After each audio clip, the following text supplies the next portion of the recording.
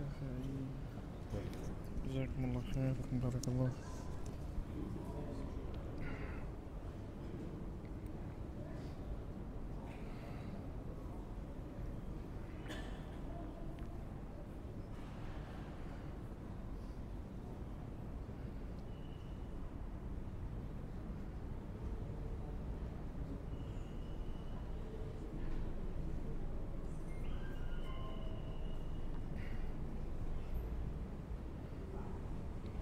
لا يجب الإيمان بخلق وأمر بقضائها.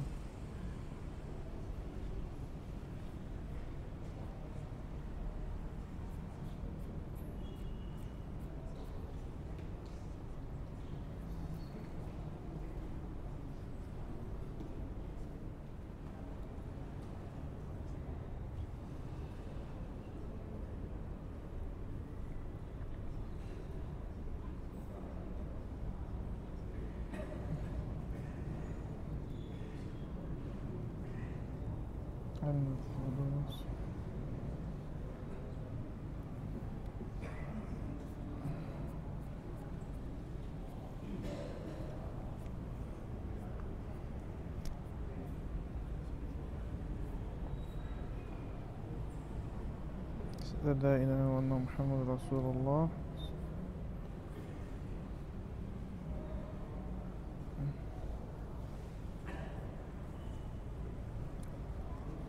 توحيد في الصفات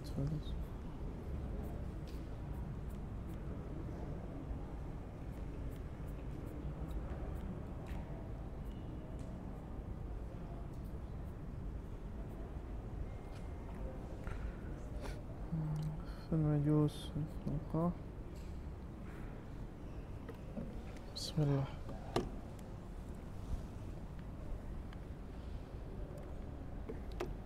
بسم الله. السلام عليكم ورحمة الله وبركاته. إن الحمد لله نحمده ونستعينه ونستغفره ونعوذ بالله من شرور أنفسنا وسيئات أعمالنا. من يهده الله فلا مضل له ومن يضلله فلا هادي له. أشهد أن لا إله إلا الله وحده لا شريك له وأشهد أن محمدا عبده ورسوله. قال الله تعالى في كتابه الكريم: يا أيها الذين آمنوا اتقوا الله حق تقاته ولا تموتن إلا وأنتم مسلمون. يا أيها الذين آمنوا اتقوا الله وقولوا قولا سديدا يصلح لكم أعمالكم ويغفر لكم ذنوبكم ومن يطع الله ورسوله فقد فاز فوزا عظيما. أما بعد، فإن أصدق الحديث كتاب الله وخير هدي محمد صلى الله عليه وسلم وشر الأمور محدثاتها فإن كل محدثة في الدين بدعة وكل بدعة ضلالة وكل ضلالة في النار. أما بعد. Para jamaah yang dirahmati Allah Subhanahu wa taala, alhamdulillah kita bersyukur kepada Allah, kita kembali bisa duduk di masjid ini untuk melanjutkan pembahasan kita mengenai akidah, yaitu pondasi keimanan di dalam Islam. Dan alhamdulillah di pertemuan yang ini kita ada di penghujung dari kitab yang kita bahas, dan insyaallah kita selesai dari kitab Aqidah Tadmuriyah yang membahas tentang kaidah-kaidah dalam memahami sifat-sifat Allah Subhanahu wa taala, yang mana banyak orang-orang di generasi ketiga ya, atau di abad ketiga tepatnya setelah wafatnya Rasulullah SAW, atau di abad ketiga dari generasi keemasan Islam, banyak orang-orang yang masuk ke dalam Islam kemudian berusaha memahami Al-Quran itu dengan cara falsafat, dengan cara-cara yang lain yang keluar dari cara yang disyariatkan oleh Rasulullah SAW. sehingga terjadi kerusakan yang sangat luar biasa dalam memahami asma dan sifat Allah. Timbul golongan-golongan Jahmiyah, golongan-golongan Mu'tazilah yang dibantah oleh para ulama, oleh Imam Syafi'i, oleh Imam Ahmad, oleh Imam Malik dan para a'imah lainnya, yang mereka mengatakan bahwasannya Allah tidak memiliki asma, Allah tidak memiliki sifat, atau menetapkan asma dan sifat Allah hanya berdasarkan akal yang mereka fahami. Padahal cara memahami sifat-sifat Allah yaitu harus sesuai dengan apa yang Allah jelaskan dan apa yang Rasulullah SAW jelaskan. Para jamaah yang dirahmati Allah SWT, juga kita telah membahas tentang beriman terhadap takdir dan syariat, bahwasanya takdir itu tidak bertolak belakang dengan syariat dan hukum yang Allah Subhanahu wa taala jelaskan.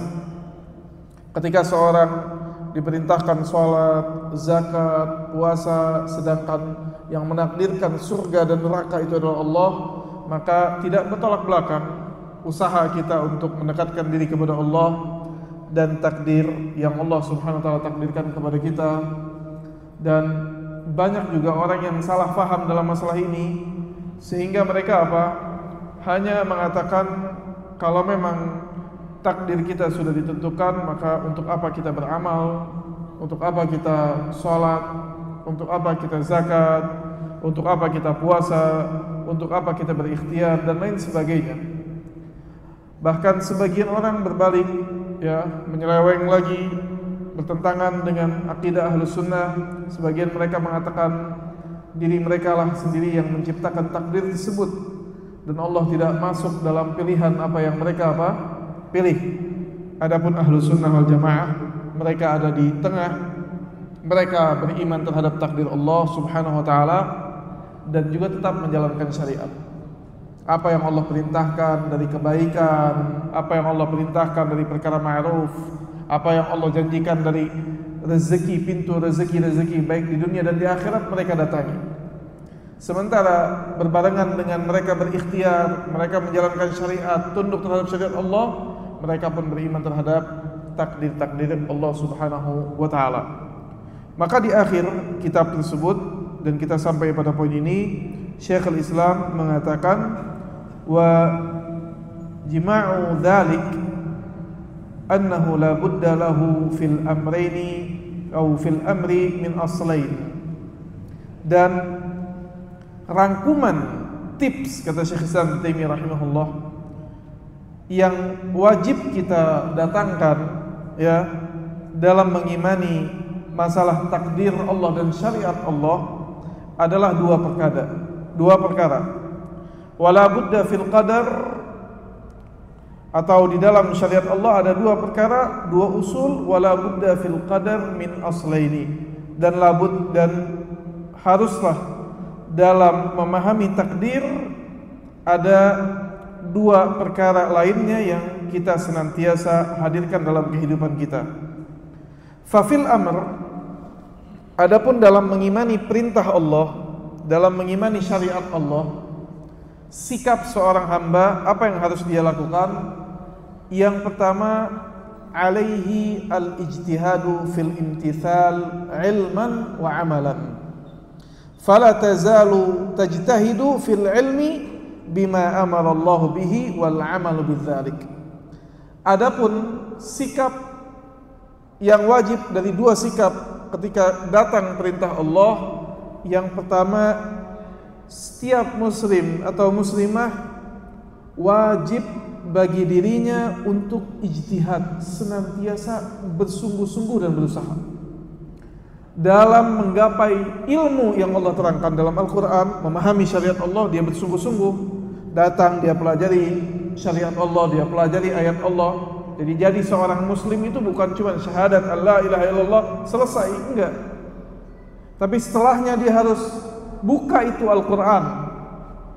Dia harus memahami apa yang Allah suruh, apa yang Allah turunkan kepada Nabi, apa yang Allah jelaskan kepada Rasulullah SAW untuk disampaikan kepada manusia.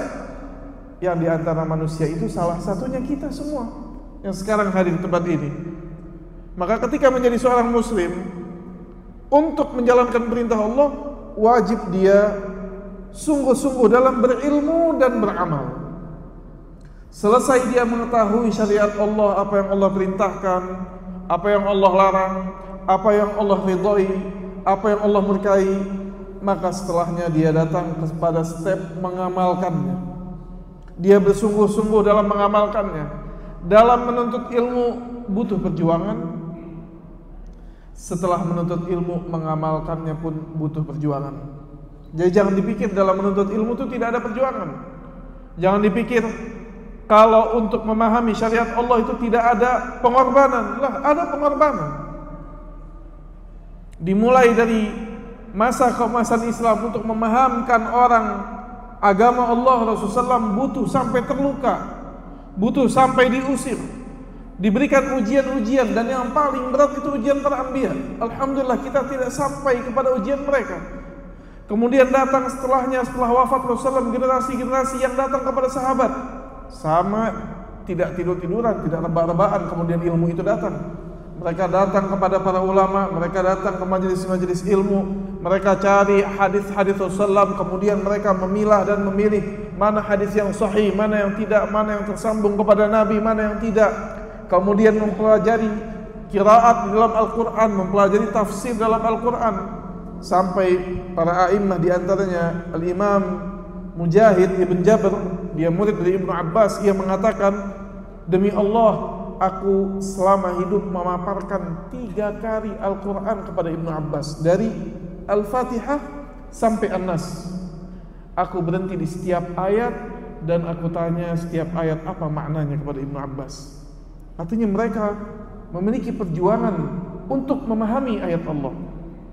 Ketika Al-Quran ini turun, sebelum Al-Quran ini turun, manusia masanya jahiliyah. Manusia masanya jahiliyah, semuanya, Arabnya atau selain Arab. Jangan dipikir jahiliyah itu cuma ada di Mekah, tidak. Semuanya jahiliyah. Persianya, Romawinya, dengan kemajuan mereka jahiliyah. Apakah jahiliyah ini primitif? Bukan. Yang dimaksud jahiliyah adalah mereka bodoh terhadap perkara Tuhannya, bodoh terhadap perkara ma ba'dal maut, setelah kematian, gak tahu. Kalau perkara dunianya mereka pintar. Orang Quraisy dagang dari Yaman sampai ke Syam, bawa emas, bawa perak, bawa sutra. Orang Persia punya kerajaan besar, orang Romawi punya kerajaan besar, luar biasa. Tapi mereka semua berada di satu kebodohan yang sama. Mereka bodoh dari mengenal Allah pencipta mereka. Mereka bodoh dari mempersiapkan diri akan ma ba'dal maut, apa yang setelah mati. Kemudian turunlah Al-Quran. Turun Al-Quran kepada Rasulullah. Kemudian datang orang-orang yang beriman. Kemudian masih saja orang-orang beriman memperjuangkan Al-Quran karena melihat hidayah Al-Quran. Kemudian Al-Quran ini menjadi sesuatu yang luar biasa bagi kaum muslimin. Luar biasa. Kaum muslimin membuka kota-kota. Apa tujuannya? Demi Allah, kalau bukan karena menyebarkan agama Allah, tidak akan orang Arab sampai ke Eropa. Tidak mungkin. Karena semasa jahiliyah, suku yang paling pecah belahnya, paling besar itu orang Arab. Apa yang dikatakan Raja Persia ketika surat Rasulullah SAW disampaikan kepada mereka? Ketawa Raja Persia, dia bilang, apa yang mau diancam dari orang-orang Arab, kata mereka. Kata Raja Persia, kami tidak pernah dapat satu suku yang pecah belahnya satu sama lain berkelahi lebih banyak daripada orang yang di Jazirah Arab, dia bilang. Kata mereka apa? Kalau kalian mau baju, sini kami kasih baju, kami kasih makanan, pulang. Tidak dipandang oleh orang Persia, oleh orang Romawi, tidak dipandang. Karena kekuatan orang Persia dan Romawi besar saat itu. Bahkan mereka menjajah sampai ke daerah Yaman. Kepanjangannya mereka adalah Raja Habasyah Abraha yang mau menghancurkan Ka'bah, itu kepanjangan tangannya mereka. Tapi subhanallah, begitu turun Al-Quran, kaum muslimin begitu luar biasa. Apa kata orang yang membawa pesan dari Rasulullah SAW? Setelah dikatakan dihina seperti itu, dia bilang, betul, itu dulu kami. Tapi setelah turun Islam, turun Al-Quran, beda perkaranya. Mereka begitu bangga membawa Al-Quran. Kemudian setelah wafat Rasulullah masuk kaum muslimin ke Eropa, masuk ke tempat-tempat lainnya, ke benua-benua lainnya. Terus dan masihlah mereka bangga terhadap Al-Quran, sampai datang orang-orang yang merusak faham terhadap Al-Quran. Kemudian kaum muslimin, anak-anak kaum muslimin mulai melupakan, meninggalkan Al-Quran. Mulai mereka beribadah dengan Al-Quran cuma membacanya saja, cuma sampai tahap mempelajari, membacanya saja dan meninggalkan memahami isinya. Kalau memahami isinya ditinggalkan, kemudian amalan di dalamnya ditinggalkan. Ketika tidak faham tentang isinya, mudah bagi mereka merubah ajaran Allah Subhanahu wa taala. Lihat. Maka kata Syekhul Islam Taimiyah rahimahullah, perlu ijtihad, perlu perjuangan, perlu waktu yang dikorbankan, perlu waktu yang diluangkan untuk mempelajari ayat-ayat Allah Subhanahu wa taala, mempelajari syariat-syariat Allah. Tsumma alaihi, yang kedua, yang pertama itu apa? Dia perlu berjuang ya dalam berilmu, memahami ilmu dan beramal. Yang kedua, tsumma alaihi, apa kira-kira yang kedua? Subhanallah, ini tips yang luar biasa dari Syekhul Islam Taimiyah, di luar perkiraan kita sebagai orang awam, tapi para ulama mengetahui ini. Tsumma alaihi ayastaghfir wa yatub. Tips kedua dalam kehidupan, dalam menjadi syariat, banyak-banyak istighfar dan taubat. Loh, kenapa kok sudah banyak istighfar taubat? Kata Syekhul Islam Taimiyah, tsumma alaihi ayastaghfir wa yatuba min tafritihi fil ma'mur wa ta'diyahu al-hudud.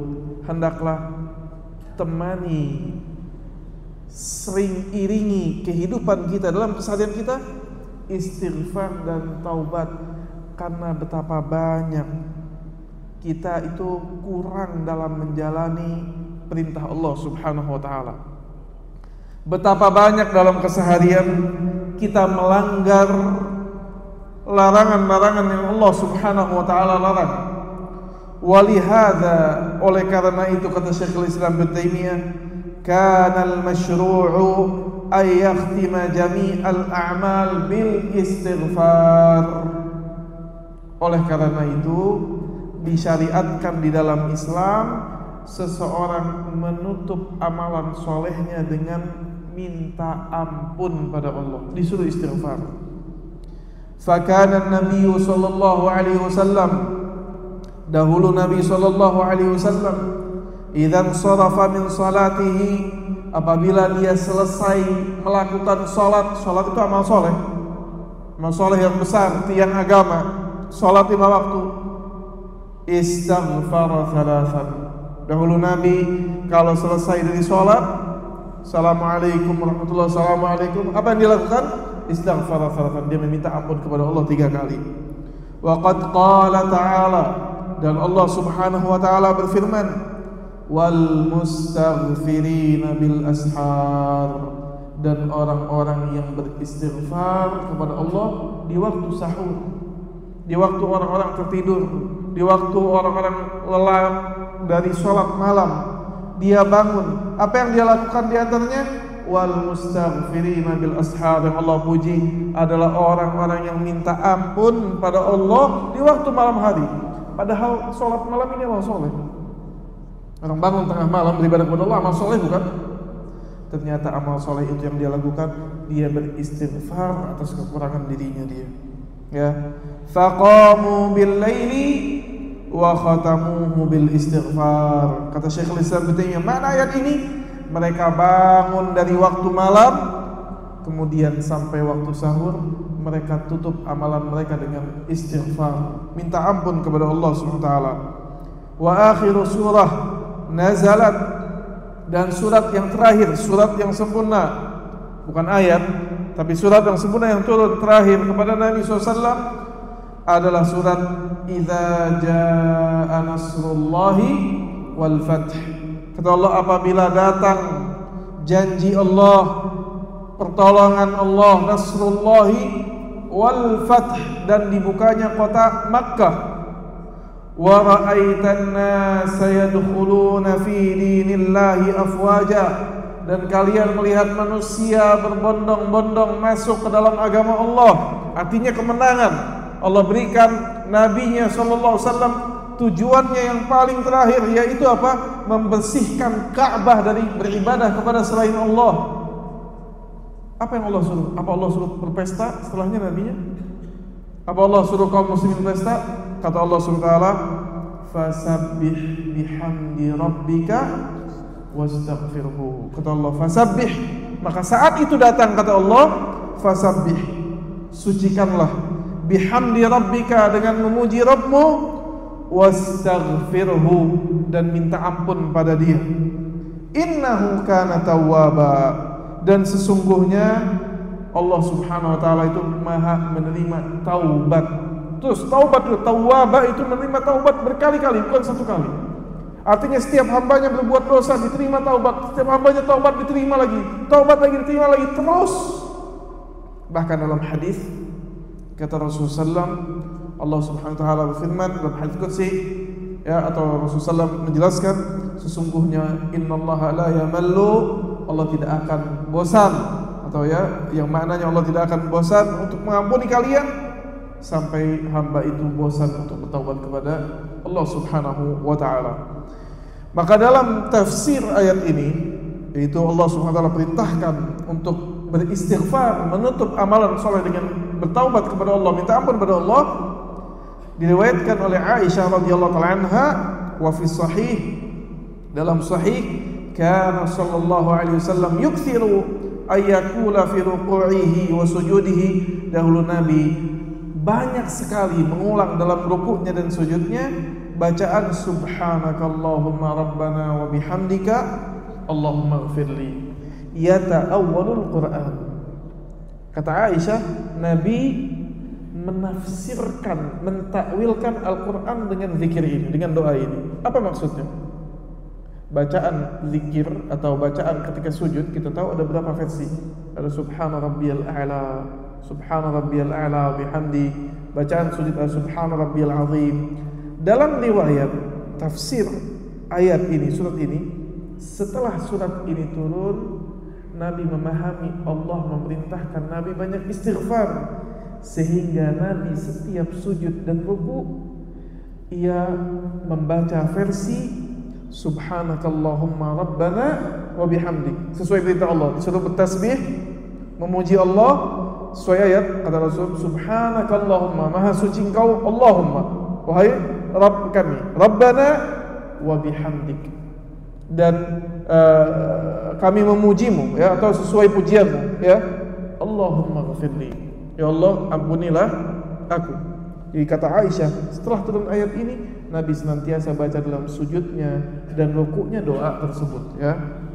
Kemudian itu dua tips yang wajib kita datangi, ya, kita selalu hadirkan di dalam apa? Di dalam menjalani syariat. Apa yang tadi yang pertama? Yang pertama adalah seorang wajib ijtihad, bersungguh-sungguh. Sungguh-sungguh dalam berilmu, sungguh-sungguh dalam mengamalkan. Dan dalam mengamalkan banyak godaan, bukan hanya berilmu. Ya, disebutkan oleh Ibnu Abbas radhiyallahu taala anhu, kunna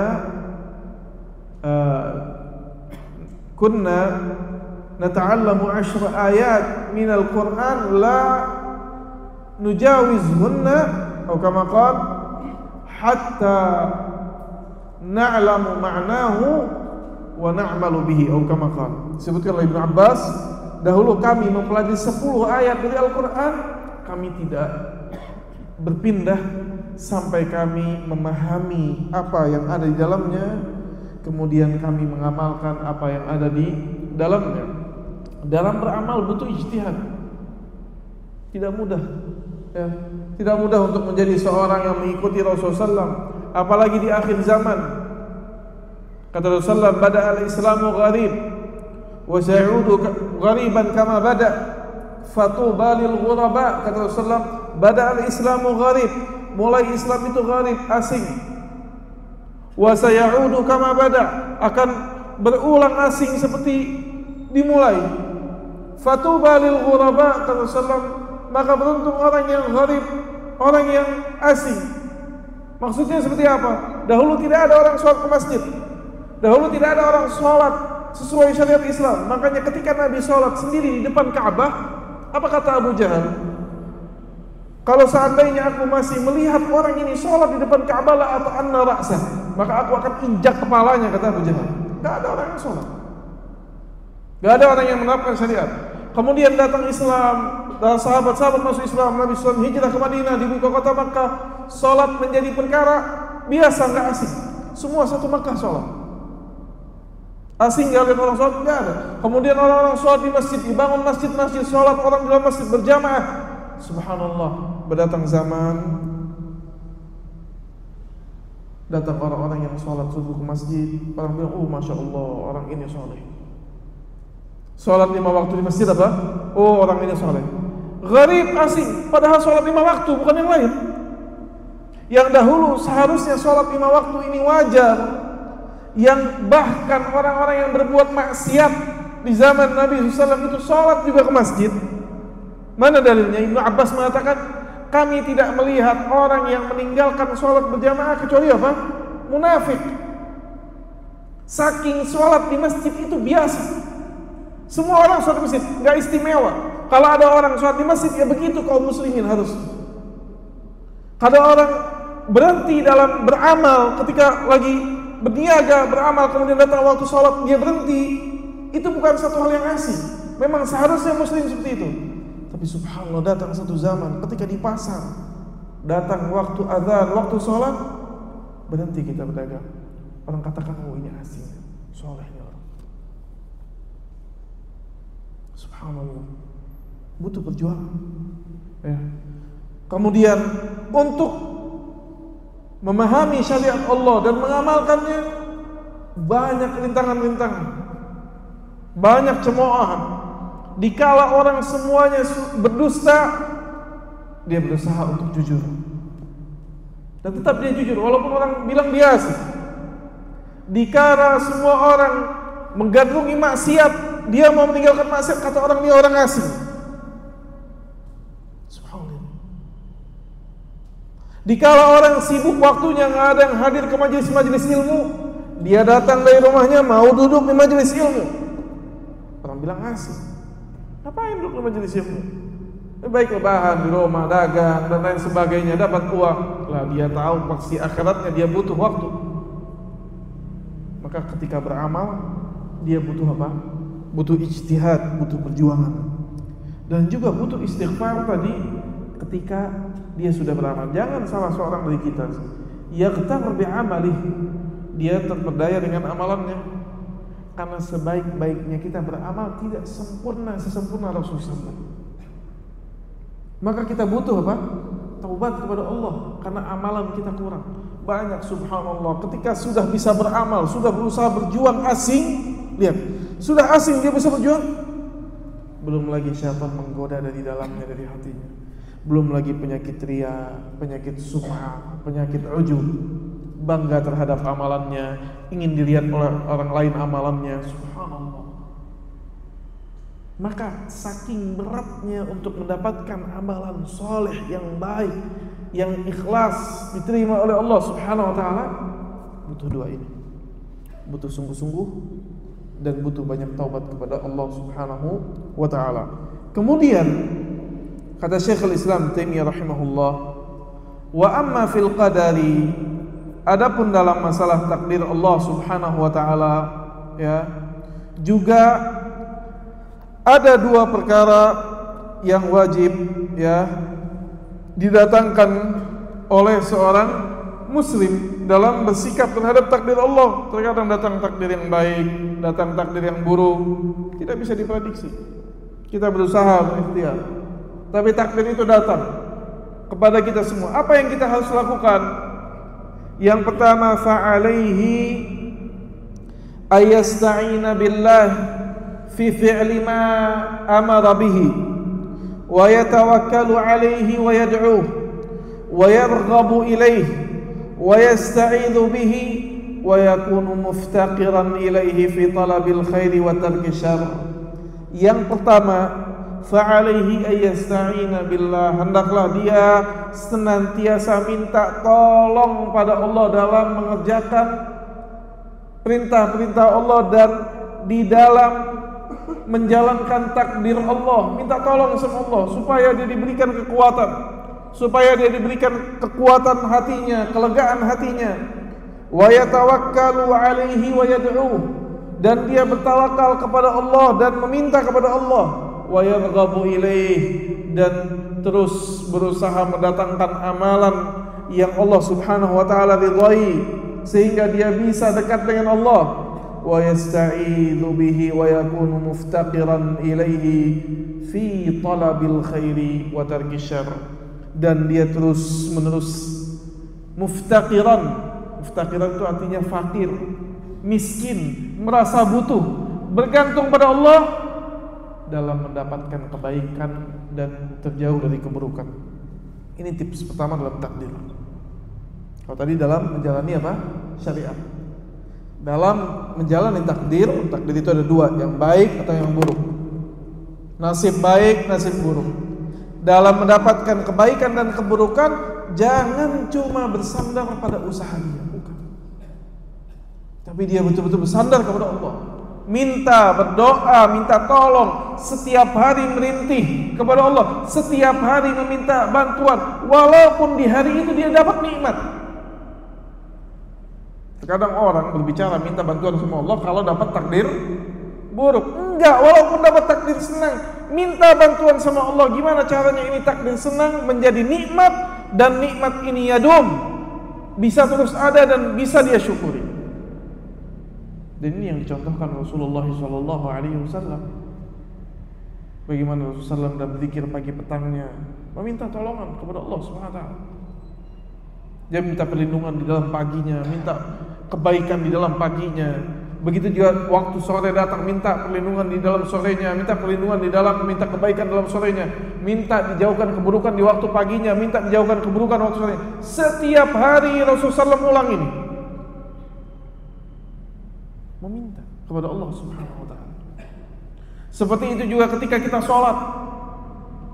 Sudah sholat, orang kalau sudah sholat sudah dapat hidayah belum? Sudah dapat hidayah, tapi setiap hari dia katakan ihdinas siratal mustaqim. Ya Allah, tunjukilah kami jalan yang lurus. Subhanallah. Artinya terus dia bergantung kepada Allah, dia tidak bergantung pada diri. Karena kalau dia sudah mulai bergantung, bersandar kepada selain Allah, mungkin Allah cabut nikmat tadi. Mungkin Allah limpahkan kepada dia azab, Allah limpahkan kepada dia musibah, teguran dan lain sebagainya. Wa alaihi ayyasbira 'alal maqdur. Perkara yang kedua dalam menjalani takdir, setelah dia minta tolong sungguh-sungguh, bersandar kepada Allah Subhanahu wa taala dalam menggapai kebaikan dan menjauhi keburukan, hendaklah dia sabar di dalam menjalani takdir. Ini enggak ada lagi tipsnya. Sudah. Tidak punya sikap lain. Sabar. Wa ya'lamu anna ma asabahu lam yakun liyukhti'ahu. Hendaklah dia tahu apa yang mengenai dia tidak akan meleset mengenai orang lain. Gak mungkin. Gak ada kebetulan. Gak ada kebetulan. Kalau memang dia dapat rezeki itu saat itu buat dia. Kalau dia dapat musibah yang memang Allah takdirkan musibahnya buat dia. Gak ada musibah orang meleset kena ke dia. Gak ada. Annama asabahu lam yakun liyukhti'ahu. Bahwasanya apa yang mengenai dia tidak akan salah, tidak akan meleset. Wa ma akhta'ahu lam yakun liyusibah. Dan apa yang tidak mengenai dia tidak mungkin datang kepada dia sama sekali. Tidak akan ketukar rezeki dia dengan rezeki binatang, tidak akan ketukar. Wa idza adahu an-nas 'alima anna dzalika muqaddarun 'alaihi. Dan apabila dia mendapatkan adza, gangguan dari manusia, maka dia meyakini bahwasannya sudah terjadi dan ini adalah takdir, sehingga dia bersabar. Dia berusaha mencari jalan keluar dan dia bersabar. Tidak yatasakhat, tidak dia mengutuk nasibnya, menyalahkan Allah, suudzon kepada Allah, benci kepada Allah, putus asa. Wah, ini bukan sikap seorang muslim. Kalau dia bersikap seperti ini dalam takdir, gagal dia dalam menjadi seorang muslim. Bahkan sabar tersebut bukan hanya dalam musibah. Ya subhanallah. Kenapa sabar? Seolah-olah takdirnya jelek terus. Berarti kurang tepat ini nasihat ulama. Karena takdir itu takdir yang baik. Bahkan dalam takdir yang baik sabar. Sabar ngapain? Sabar gimana caranya? Ini nikmat jangan dipakai untuk maksiat. Kata Allah Subhanahu wa ta'ala, wa nabluwakum bil khairi wasyarri, ya, dan kami uji kalian dengan kebaikan dan keburukan. Sama, dua-duanya ujian. Kalau dapat kebaikan, gimana caranya dia sabar untuk tidak melewati batas? Karena sifatnya manusia ketika dapat senang, ujian berupa kesenangan, biasanya lupa diri. Gimana caranya dia menahan dirinya supaya gak lupa diri? Makanya tingkat kesabaran itu berbeda-beda. Ada orang sabar karena memang dia tidak mampu melawan, ada. Tapi ada orang sabar ketika dizalimi orang, dia mampu melawan, punya harta, punya tenaga, punya kekuatan, punya nikmat yang Allah berikan. Tapi dia sabar tidak menggunakan nikmat ini buat menzalimi orang lain. Subhanallah. Beda tingkatan orang yang bersabar ini beda. Kalau sabar nggak mampu, hampir semua muslim dan kafir bisa sabar karena dia nggak mampu. Tapi kalau sabar di waktu dia mampu, ini berat, lebih berat, tingkatannya lebih tinggi, ya. Maka kata Syekhul Islam Ibnu Taimiyah rahimahullah, wa min hadzal bab ihtijaju Adam wa Musa lamma qala ya Adam anta abul bashar khalaqakallahu biyadihi wa nafakha fika min ruhihi wa asjada laka malaikatahu limadha akhrajtana wa nafsaka minal jannah faqala lahu Adam anta Musa alladhi istafaka Allahu bikalamihi فبكم وجدت مكتوبا على من قبل أن أخلق وعصى آدم ربه فغوى قال بكذا وكذا فحج آدم موسى. Syekh Islam Taimiyah rahimahullah kemudian membawakan riwayat bagaimana Nabi Adam mengimani takdir yang jalan terhadap dia. Apa yang dikatakan Nabi Musa ketika bertemu Nabi Adam? Rasulullah SAW menceritakan, Nabi Musa berkata kepada Nabi Adam, wahai Adam, anta abul bashar, kau itu bapaknya manusia, bapaknya kita, sumbernya manusia, dengan izin Allah melalui siapa? Nabi Adam. Khalaqakallahu biyadihi, bahkan Allah muliakan engkau dari kami, Allah ciptakan engkau langsung dengan tangannya, langsung, berbeda dengan kita. Kita peranakan dari manusia, tapi engkau Allah ciptakan langsung dengan tangan Allah Subhanahu wa ta'ala. Wa nafakha fika min ruhi, kemudian Allah tiupkan ruh langsung kepadamu, ya. Wa asjada laka malaikatahu, bahkan Allah muliakan engkau, diperintahkan malaikat-malaikatnya sujud kepadamu. Berarti Nabi Adam sekarang mendapatkan kenikmatan yang besar, ya, kenikmatan besar. Limadza akhrajtana wa nafsaka minal jannah, kata Nabi Musa kepada Adam, ayahnya kita, bapaknya manusia, kenapa engkau mengeluarkan dirimu dan kami dari surga? Kenapa? Berat. Nabi Adam waktu dihukum oleh Allah turun ke dunia berat. Bayangkan orang tadinya nyaman di surga. Kalau mau dikecilkan perbandingannya, orang tadinya anak raja, istimewa, pembantunya 100, mau ngapa-ngapain gak usah bangun, nikmat luar biasa. Tiba-tiba diusir dari istana, dikeluarkan dari istana, disuruh gelandangan sana cari. Berat gak? Berat. Kalau emang orang biasa di jalan gak berat, biasa-biasa saja. Tapi kalau biasa tadinya dapat nikmat, kemudian turun tiba-tiba, berat, stres. Tapi apa kata Nabi Adam? Lihat, subhanallah. Faqala lahu Adam, berkata Nabi Adam kata kepada Musa, anta Musa alladhi istafaka Allah bikalami, engkau itu Musa, ya, engkau ini Musa yang Allah muliakan dengan apa? Dengan diajak bicara langsung oleh Allah.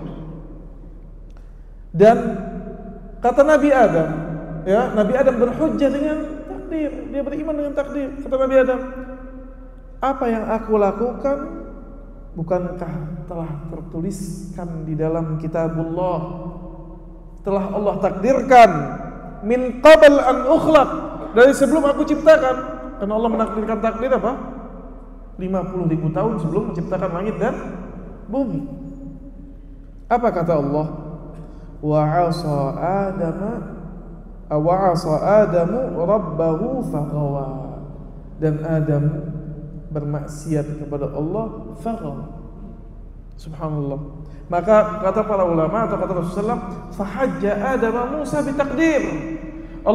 Nabi Adam berhujjah kepada Nabi Musa dengan takdir. Dalam keadaan seperti ini, ketika orang sudah taubat dari dosa, kemudian dia disalahkan, maka dibolehkan dia berhujjah dengan takdir kalau dia sudah bertaubat. Nabi Adam sudah bertaubat, mengakui dosanya, sudah bertanggung jawab, sudah menjalani hukumannya. Kemudian apa? Seorang mengingatkan dia, kenapa engkau melakukan ini? Khalas, qadar Allah. Karena dia tidak bisa mengulang apa? Waktu. Dia tidak memiliki apa? Kendali atas apa yang Allah Subhanahu wa taala takdirkan. Namun Allah menyalahkan kita atas pilihan kita sesuai yang kita bahas. Allah menyalahkan kita atas apa? Pilihan yang kita apa? Pilih. Silakan, barakallahu fiikum. Silakan adzan terlebih dahulu.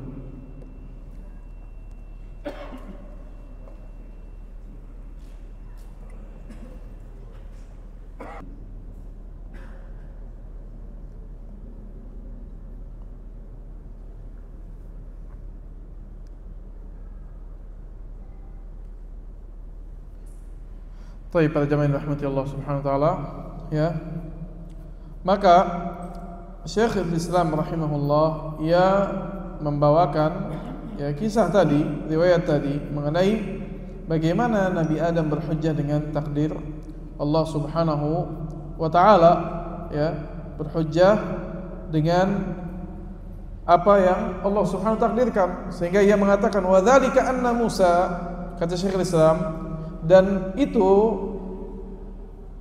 sesungguhnya Nabi Musa lam yakun atabahu li Adam li ajli dzambi, ya, Nabi Musa ya tidak mengitab atau tidak mencela, mengkritik Nabi Adam karena